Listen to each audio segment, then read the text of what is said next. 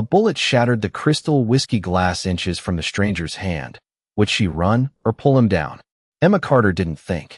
The tray slipped from her fingers. Porcelain exploded across the polished marble floor, and the sharp scent of aged bourbon mixed with gunpowder as guests screamed and dove beneath linen-covered tables.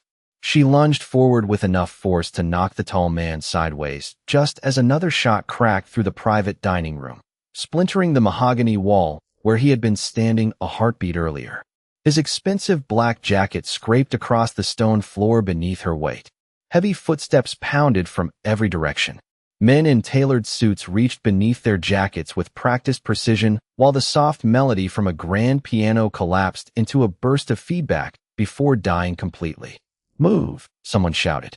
Emma barely heard the command over the ringing in her ears. Her palms stung against the cold marble. Fine dust floated through the warm chandelier light like drifting ash. She caught one brief glimpse of the man's face before his security surrounded them. Dark eyes, unnaturally calm. Not the face of a frightened businessman, but someone who had lived beside danger for so long that chaos had become another language. "Get him out," a bodyguard barked. Hands grabbed the stranger, pulling him toward the kitchen corridor, while several guards formed a moving shield around him. Emma remained on the floor, breathing through the smell of shattered wine, burned powder, and roasted garlic drifting from the restaurant kitchen. Someone helped her to her feet, but before she could steady herself, the man she had just saved turned back. Everything around him continued moving. His people scanned exits. Radios hissed. Sirens echoed faintly several blocks away. Yet he stopped walking.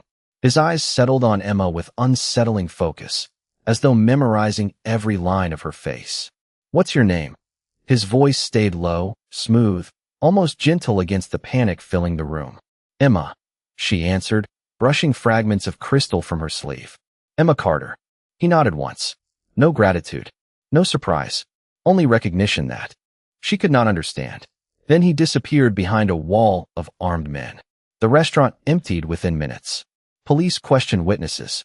Ambulance lights painted the front windows with flashes of blue and red, while employees whispered names Emma had never expected to hear outside crime documentaries. Alessandro De Luca, the Mafia King, the most powerful underworld figure on the East Coast. Emma stood perfectly still beside the service station, fingers tightening around a folded order pad until the paper bent. She had just thrown herself in front of the most feared man in New York without knowing who he was. Detective questions blurred together. She answered automatically. Wrong place. Carrying drinks. Heard loud cracks. Saw nothing else. Every sentence tasted metallic. 2 hours later, long after the restaurant had closed, she stepped into the parking garage beneath the building. Concrete pillars stretched into dim yellow light. The air smelled of motor oil and damp cement. Her sneakers echoed softly across the empty floor until black SUVs rolled silently from the shadows, their headlights washing over her. 4 men stepped out in identical charcoal suits. None raised a weapon. None smiled. One opened the rear passenger door with formal precision. "Miss Carter," he said calmly. "Mr. De Luca would like to thank the woman who saved his life." Emma looked from the waiting vehicle to the dark city beyond the garage exit.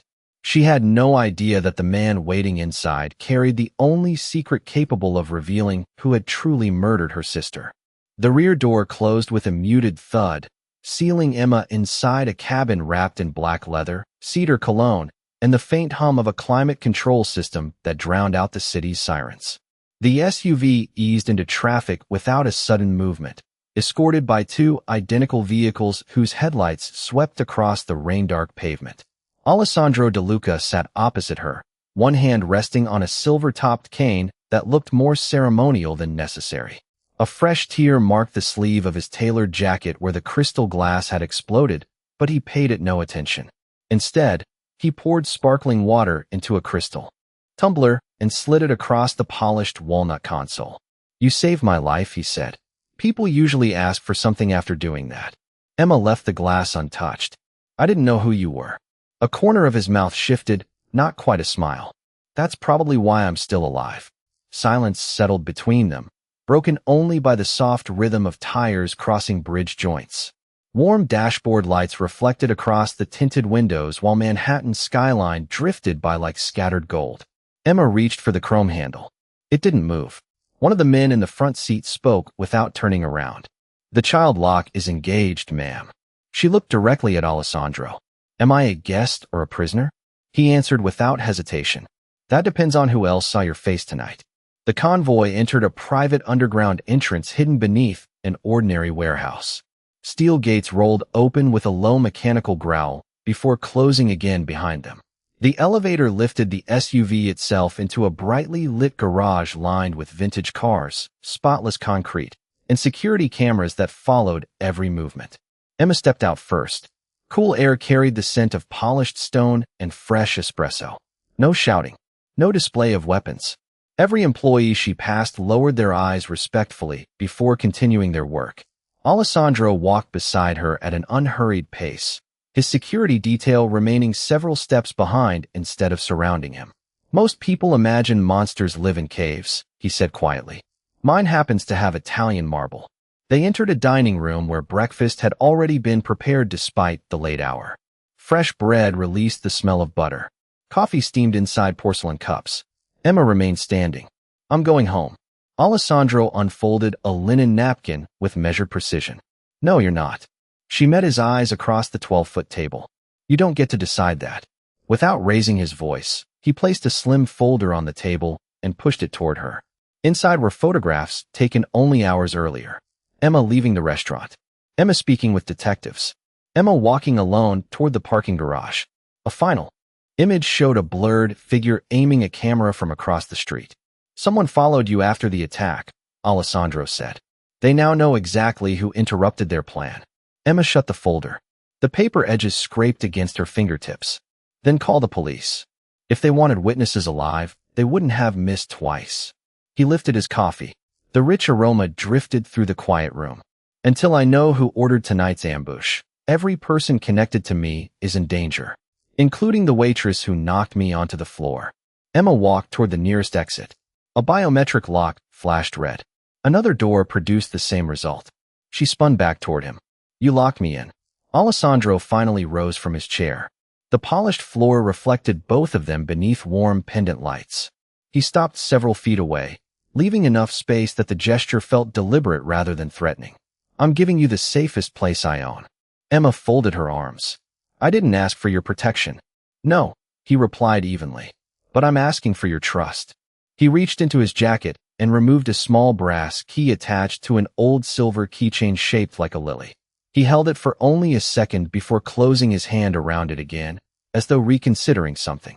Then he looked directly at her and made a decision that changed the balance between them.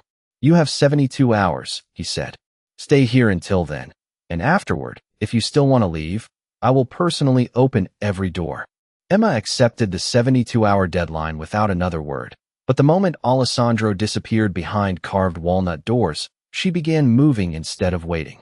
Soft leather soles muffled her footsteps across cream-colored marble, while hidden air vents carried the scent of polished cedar and fresh coffee through the silent residence. Every hallway curved with deliberate elegance. Every painting hung perfectly level. Every security camera tucked almost invisibly into brass fixtures. This was not a prison built from bars. It was one built from certainty. She counted turns as she walked, memorizing staircases, elevators, emergency exits, refusing to be calm. Another guest who forgot where the doors were. In another wing of the estate, Alessandro stood before an illuminated digital wall displaying photographs from the restaurant attack. Tiny red lights blinked across maps of Manhattan. A projector hummed softly while security footage replayed in silence. He watched the recording again, not of the gunfire, but of Emma throwing herself forward before anyone else had reacted. His chief of security placed a tablet beside him. "We finished her background check." Alessandro skimmed the report without changing expression. 2 jobs. No criminal record. Rent paid on time. A younger sister listed as deceased 5 years earlier. He closed the screen before another page appeared. "Keep the rest off my desk for now." "Sir, I asked for surveillance, not judgment." Meanwhile, Emma entered the mansion's library after noticing no cameras inside. Warm amber lamps reflected across shelves stretching 2 stories high. The air smelled faintly of old paper and beeswax. She ran her fingertips along embossed book spines until she reached a narrow ladder fixed to a brass rail. Climbing quietly, she scanned the upper shelves, not for novels, but for anything that might explain the man holding her inside this fortress. Leather-bound histories, business journals, antique maps. Nothing useful. She climbed down, frustration tightening her grip on the ladder rail, then paused. The brass keychain Alessandro had briefly revealed replayed in her mind. A silver lily. She knew that shape. Not from the mansion. From somewhere older. Somewhere she had tried never to revisit. She crossed the library quickly and stopped before a decorative glass cabinet displaying antique European keys. None carried a lily. She exhaled slowly and looked away before memory could fully surface. Upstairs, Alessandro entered the greenhouse overlooking the Hudson River. Warm sunlight filtered through tall glass panels, filling the room with the scent of rosemary, damp soil, and citrus blossoms. He trimmed a single white lily from a ceramic planter with careful hands, studying the flower for a long moment before placing it beside an old framed photograph turned face down. He never lifted the frame. Instead, he picked up his phone. "Increase security around Miss Carter," he said quietly, without making her feel watched. "She has been testing every exit," the voice answered. Alessandro looked through the glass toward the city skyline. Good. I'd be disappointed if she stopped trying. That afternoon, Emma finally found an opportunity to act. A delivery truck entered the underground garage. Mechanics rolled stainless steel carts through an open loading entrance before the security doors could seal. She moved immediately, slipping behind stacked crates of imported olive oil while forklifts beeped through the cavernous space. Cold concrete chilled the air beneath the loading dock, carrying the smell of diesel and fresh cardboard. 20 feet. 15. 10. The exit stood directly ahead. She broke into a run. A deep mechanical click echoed through the garage. Thick steel shutters descended from the ceiling, sealing every opening before she reached them.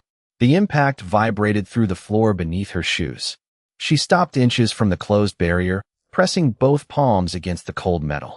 No alarm screamed. No guards tackled her. Only footsteps approached at an unhurried pace.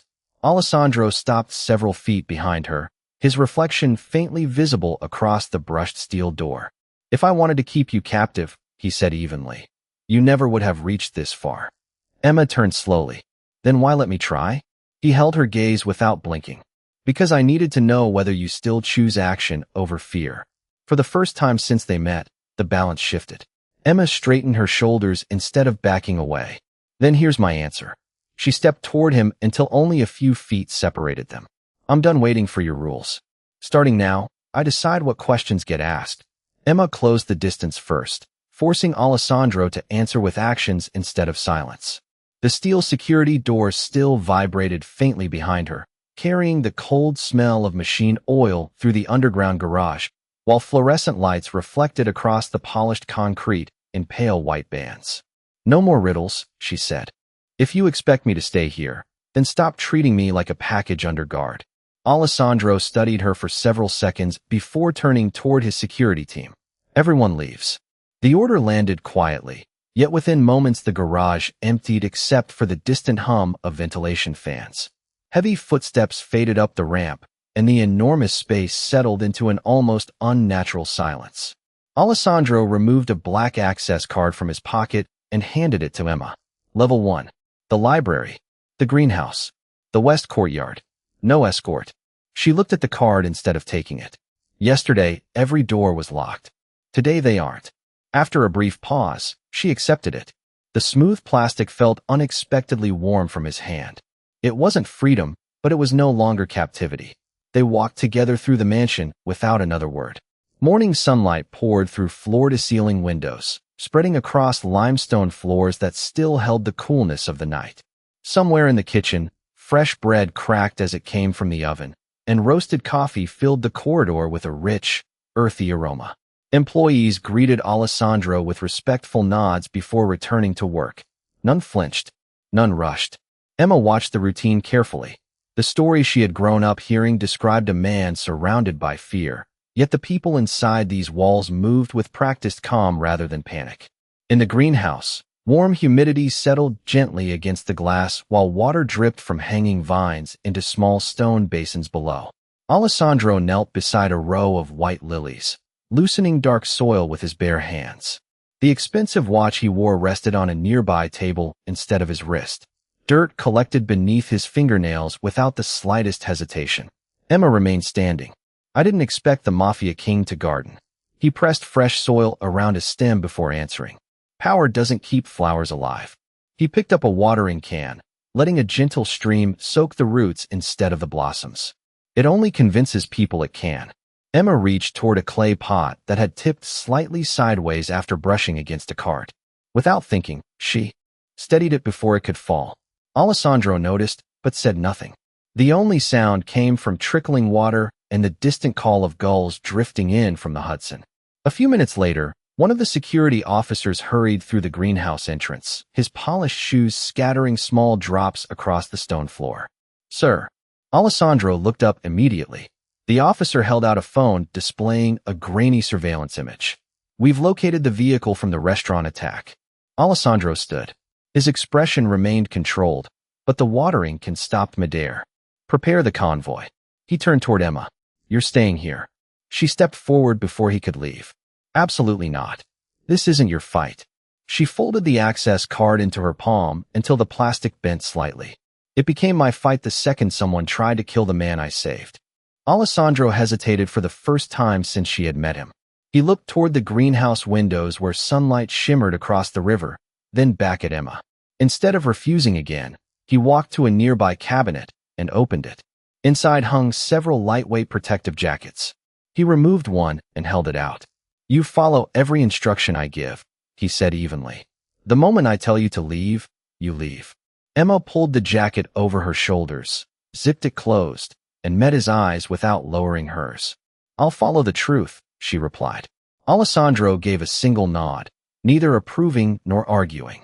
Together they crossed the greenhouse toward the waiting elevator, and for the first time they stepped toward danger side by side instead of standing on opposite sides of the same locked door. The convoy crossed lower Manhattan beneath a pale afternoon sun that flashed across mirrored office towers and the glossy hoods of black SUVs. Inside the lead vehicle, the steady vibration of the engine blended with the muted voices coming through encrypted radios while the scent of leather and espresso lingered in the cool air. Emma sat beside Alessandro instead of behind him now, her eyes fixed on the streets slipping past the tinted windows. He spoke only when necessary, issuing brief instructions that never rose above conversation level. The silence between them no longer felt like a wall. It felt like two people measuring the same danger from different sides. The vehicles turned into an abandoned waterfront district where rust stained old warehouse doors and salt drifted inland from the Hudson. Wind rattled loose chains against steel fences. Alessandro stepped out first, his security spreading through the empty loading yard with disciplined precision. Emma followed despite several warning glances. Broken pallets, cracked concrete, and faded shipping logos stretched across the quiet dock. Nobody spoke louder than necessary. One officer waved them toward a deserted office overlooking the river. Dust floated through narrow beams of sunlight that slipped between warped blinds, and the room smelled of damp wood and old paper. A folding table stood in the center. On top rested a cardboard archive box recovered from the abandoned vehicle connected to the restaurant attack. Alessandro slipped on thin gloves before opening it. Receipts, disposable phones, city maps, a stack of photographs. Emma remained near the doorway until one loose photograph slid from the pile and drifted onto the floor beside her shoe. She bent automatically and picked it up. The paper felt dry and brittle against her fingertips. The image froze the room around her. 5 years earlier. Yellow police tape. Flashing patrol lights reflected across rain-soaked pavement. A young woman lying beneath a silver emergency blanket while detectives worked nearby. Emma recognized the denim jacket before she recognized the face. Her sister, Lily. The breath caught in her throat without a sound. Slowly, her eyes lifted toward the edge of the photograph. A man stood several yards behind the police line, dressed in a dark overcoat, speaking to someone outside the frame. His face was unmistakable. Alessandro De Luca. The same calm eyes. The same posture. Even younger, They were impossible to mistake. Emma's fingers tightened until the photograph bent sharply along one corner. Alessandro noticed the silence before he saw the picture. When he turned, their eyes met across the room. She held the photograph up between them. You were there. The warehouse seemed to lose every other sound. Even the gulls outside faded beneath the pounding of loose sheet metal against the roof. Alessandro looked at the image for several long seconds. He did not step closer. He did not deny what she held in her hand.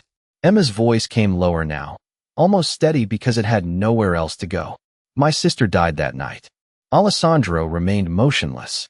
Dust drifted through the narrow sunlight between them. One of the security officers took a cautious step forward, but Alessandro lifted a hand without looking away from Emma. The man immediately stopped. Emma removed the protective jacket Alessandro had given her only an hour earlier and placed it carefully on the table beside the archive box. The zipper scraped softly against the wood. I saved you, she said. And all this time. She never finished the sentence. She didn't have to. She turned and walked toward the warehouse exit. No one blocked her path. The cold wind from the river struck her face as she crossed the loading dock, carrying the sharp smell of salt and diesel across the empty pier. Behind her, Alessandro still hadn't moved. He watched the distance grow between them without calling her name, without making a single excuse. Emma reached the waiting street, folded the photograph once, slipped it into her pocket, and made one irreversible decision. She would never return to the man she now believed had stood beside the darkest moment of her life. Emma had almost reached the end of the pier when the low growl of an engine rolled across the empty waterfront, mixing with the cries of gulls and the sharp scent of salt carried by the wind. She refused to slow down. The folded photograph dug into her jacket pocket with every step, its stiff edge pressing against her hand like a verdict she no longer questioned. Behind her, a car door closed once. Not hurried, not aggressive. Alessandro did not call her name. He simply walked until they stood 20 feet apart, with weathered wooden pilings between them. The river slapped rhythmically against the dock below, and loose cables tapped against a rusted light pole in the cold breeze. Emma turned before he could come any closer. Don't. Her voice carried across the open water. Alessandro stopped exactly where she had drawn the line. His hands remained visible at his sides. No guards approached. No one interrupted. The distance between them belonged only to the two people whose lives had collided 6 days earlier. Emma removed the photograph and held it where both of them could see it. The paper fluttered in the wind. You were there when Lily died. Alessandro looked at the image instead of defending himself. Yes.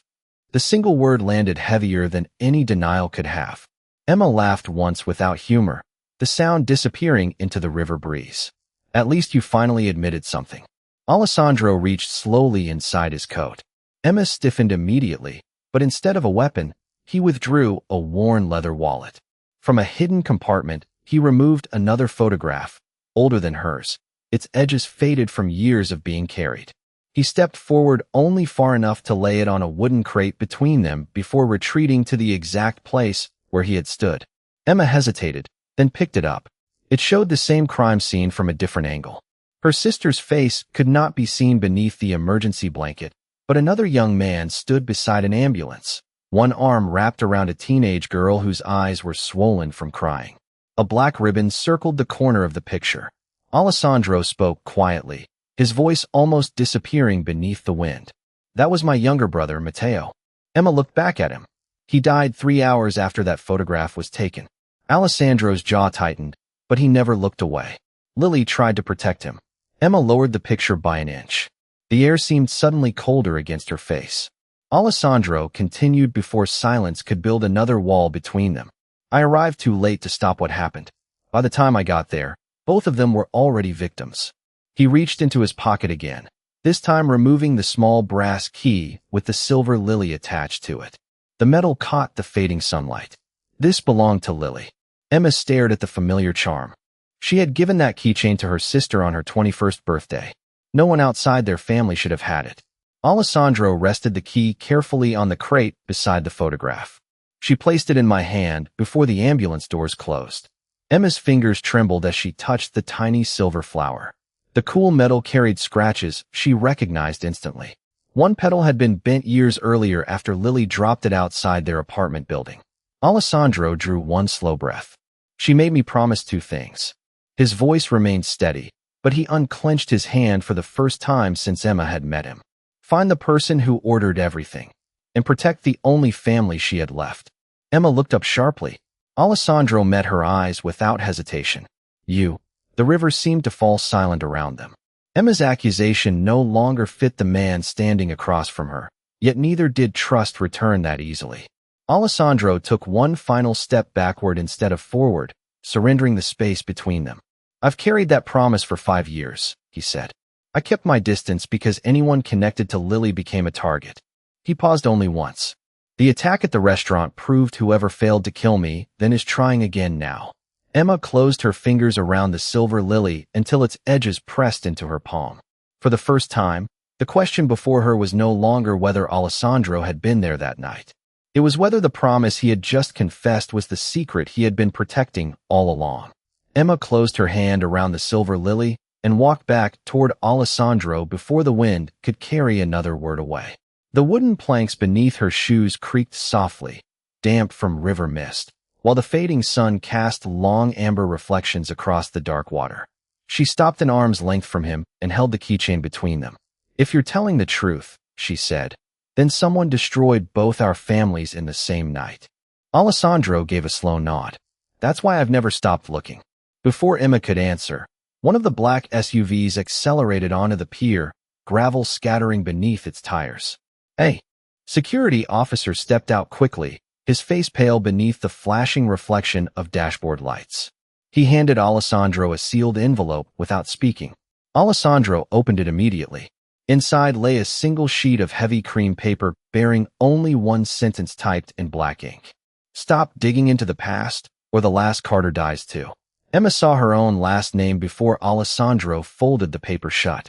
Without hesitation, he struck a lighter and held the corner of the message over the flame. The paper curled, blackened, and dissolved into gray ash that scattered into the river breeze. Why destroy it? Emma demanded. Because whoever sent it expected us to panic, Alessandro answered. I won't let them choose the battlefield. He turned to his security detail. We're leaving. Now. The convoy returned to the estate under gathering twilight. Streetlights streaked across the windows while helicopters droned somewhere above the skyline. This time Emma entered the mansion without waiting for permission. She crossed directly into Alessandro's private study, where warm brass lamps illuminated shelves of legal files, old ledgers, and framed maps. A fire cracked quietly inside the stone fireplace, carrying the faint scent of burning oak through the room. Alessandro closed the door behind them. Emma placed Lily's keychain carefully onto his desk. No more protection without answers. Alessandro remained standing instead of taking his chair. Fair. He unlocked the bottom drawer with a small brass key and removed a thick leather binder tied with dark ribbon. He laid it on the desk between them, but kept one hand resting on its cover. The leather showed years of use. Corners had softened. Several colored tabs protruded from the pages. Every lead I've followed since that night is here. Emma looked from the binder to Alessandro. You investigated this for 5 years. Every week. He untied the ribbon. Inside were organized timelines, surveillance photographs, financial records, handwritten notes, and newspaper clippings. None were arranged like a criminal empire protecting itself. They looked like the work of someone refusing to let 2 deaths disappear into forgotten headlines. Emma silently turned several pages. Every date circled back to the same night. Every path ended abruptly, as though someone had erased the final answer before investigators could reach it. Alessandro watched her without interrupting. The person behind it controlled witnesses, money, and information long before I understood what was happening. Emma stopped at a page containing 2 names written side by side. Lily Carter, Matteo DeLuca. Beneath both names someone had handwritten the same sentence. They were never the targets. She slowly lifted her eyes. Alessandro answered the unspoken question before she asked it. They were collateral damage. The room fell still except for the crackling fire. Emma closed the binder with both hands, pressing against the worn leather as though trying to steady the weight of everything inside. Then who was the target? Alessandro walked to the window overlooking the city. Beyond the glass, thousands of lights shimmered across Manhattan. His reflection floated over them like a ghost. Me. Emma stared at his back. He continued without turning around. Someone inside my own organization wanted the DeLuca family under different leadership. My brother died because he stood beside the wrong person. Your sister died because she tried to save him. The words settled over the room heavier than the silence that followed. Emma stepped toward the window until they stood side by side, both looking at the same skyline. If the enemy has been beside you all this time, she said quietly, then every person you trust could be lying. Alessandro's reflection met hers in the glass. Exactly. At that moment, the study door opened without a knock. A senior lieutenant entered carrying a tablet, stopping only when he noticed Emma beside Alessandro instead of across from him.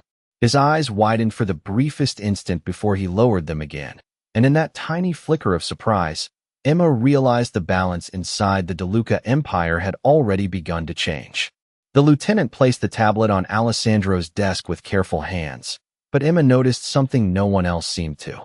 A thin sheen of perspiration glistened along his temples despite the cool air drifting from the hidden vents, and his polished shoes left faint damp prints across the walnut floor. Alessandro picked up the tablet without speaking. Security footage filled the screen, showing one of the DeLuca shipping terminals only 20 minutes earlier. Trucks rolled through the gates beneath bright floodlights, while forklifts moved crates with practiced rhythm. Then, almost casually, Alessandro turned the display toward Emma. Watch the timestamps. She stepped beside him. The faint smell of burning oak from the fireplace mixed with fresh ink from the open investigation binder. The video advanced. At exactly 8:17 p.m., one truck entered the terminal. At 8:19 p.m., the same truck appeared again from another camera. Impossible unless the recordings had been altered. Emma looked up immediately. Someone edited your security archive. Alessandro's eyes never left the lieutenant. Exactly. The room grew still. The lieutenant forced a brief smile that never reached his eyes. Sir, I'll have the technicians investigate. Alessandro calmly locked the tablet and placed it back onto the desk. No. His voice remained almost conversational.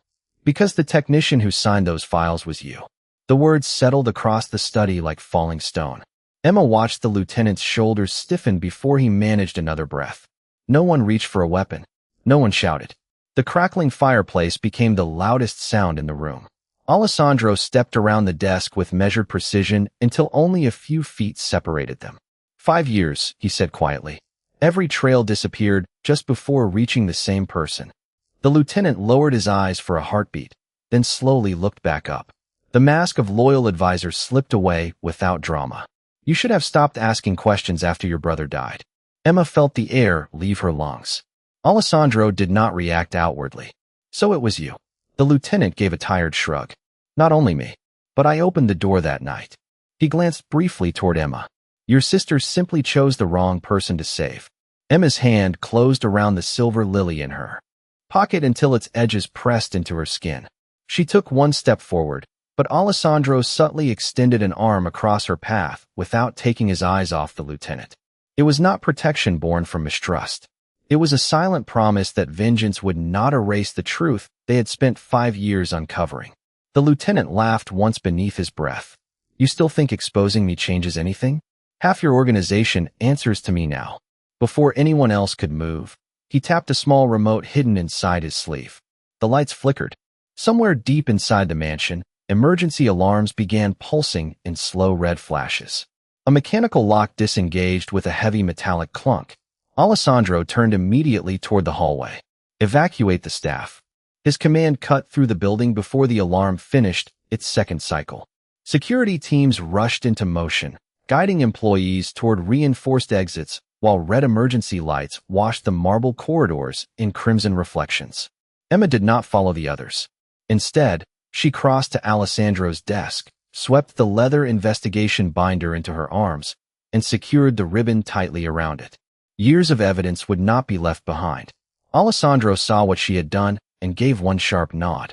Together, they moved through the mansion as alarms echoed across the ceilings, and the scent of electrical insulation drifted through the warm air.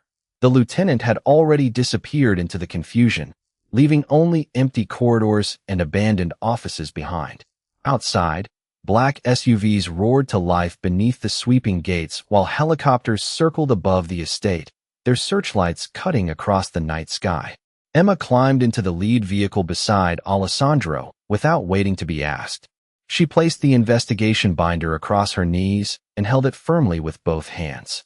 Alessandro looked ahead through the windshield as the gates rolled open. "Tonight," he said. He stopped hiding.